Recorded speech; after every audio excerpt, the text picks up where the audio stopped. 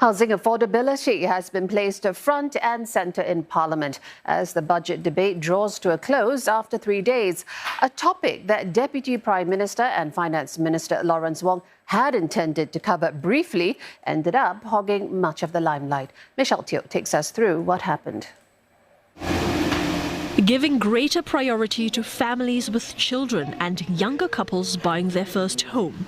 That's what Finance Minister says is being done now to manage demand for new public flats. It's part of the government's approach to tackle the root cause of the current housing problem, and that's by increasing the supply of new flats rather than simply reducing prices. Mr. Wong was responding to MPs who had called for a review of the government's policy on land value, which they say is driving up prices. The bottom line is you cannot just change the way land is priced to bring down the selling price of flats. And if you were to try to artificially reset the housing market in this manner, you will risk destabilizing the entire property market. A housing paper published by the Workers' Party in 2019 also turned into a hot topic for debate on Singapore's housing supply. Then, prices of resale public flats had been falling consecutively for 6 years. The paper questioned whether HDB would face a vacancy rate problem if the rate of supply of new flats was kept up. While it said BTO projects should continue, the paper called on planners to consider selling balanced flats in mature estates to meet demand. Mr. Wong responded that if the government had caved in and reduced the supply of new flats, it would be facing a bigger demand imbalance today. His remarks were met with a strong response from the leader of the opposition. The housing paper looks at a longer range forecast of the housing sector.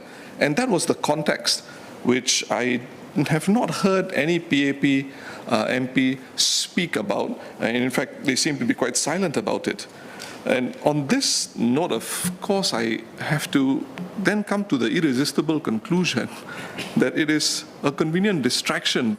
The Workers' Party is not alone in highlighting that under such an environment, we better consider how many new flats we are putting out. Many experts shared similar concerns. I was under tremendous pressure to cut back BTO flats. What was said at that time reflected the context of that time. A concern with overhang of supply, too many flats. If you build more flats, this is what will happen. So why not just acknowledge that you got that wrong? Like I said, no shame in it. Another point of contention arose on how housing affordability is calculated. The Workers' Party said data from an urban development report called Demographia found that Singapore has a housing price-to-income ratio of 5.8. A score above 5 would make homes severely unaffordable, while a score of 3 and under is rated as affordable. There is some basis in the research and the science around this to say that figure of 3 is a good affordability target. So I'd like to ask the DPM for what the People's Action Party seems to be saying in the last debate. 5, anything below 5 is fine. What is the basis for saying that? There are a range of benchmarks out there. We do not deny that. But we have made clear what the affordability benchmarks are. And our affordability benchmarks are not just expressed in home price to income ratio. We also look at the mortgage servicing ratio, 25%. So all I'm highlighting is let's have some perspective on this. The market moves up and down in cycles. Let's not react to the cycles.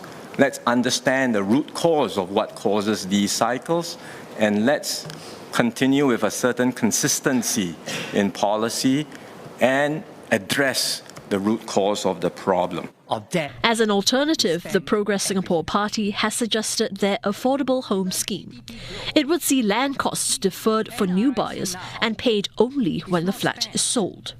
Can I ask the DPM, how can the affordable home scheme, as proposed by PSP, which guarantees every Singaporean of each generation an affordable HDB flat, because he only paid the construction cost, how can that be less equitable to the current BTO system?